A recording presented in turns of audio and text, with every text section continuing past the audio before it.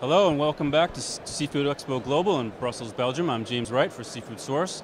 Joining me now is John Burton, Chairman of the International Pole and Line Foundation. Thanks for a couple minutes, John. Thanks, I'm pleased to be here.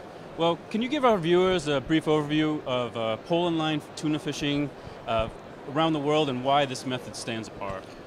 Pole and line fishing has been around for centuries, starting in the Maldives, which we consider to be the home of pole and line tuna fishing. It's a very selective method of fishing. Around 10% of the world's catch is caught using this method. Really? But probably less than half of that actually finds its way into the can. The role of the foundation is very much to bring as much of that catch to market as possible. Now, you have already launched a branch in the Maldives, like you mentioned, and now you have one going in Indonesia, is that correct? Yeah, the Maldives, as I said, is the home of pole and line. We consider it to be the home and pole and line, a centuries-old fishery, which is very clean, very sustainable, and MSC certified.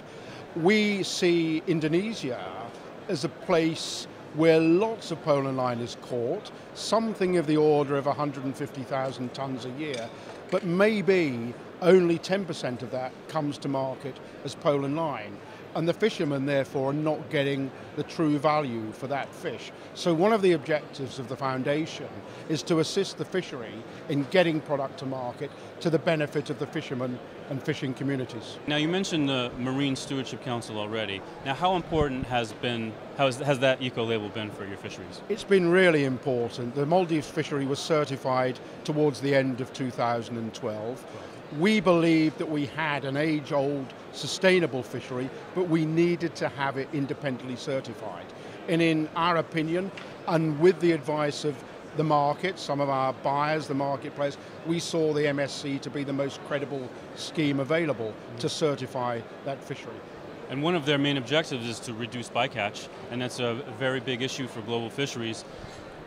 Your method of fishing is very discriminating, and it also reduces bycatch. Can you talk about that? Our method of fishing is very selective, with virtually zero bycatch.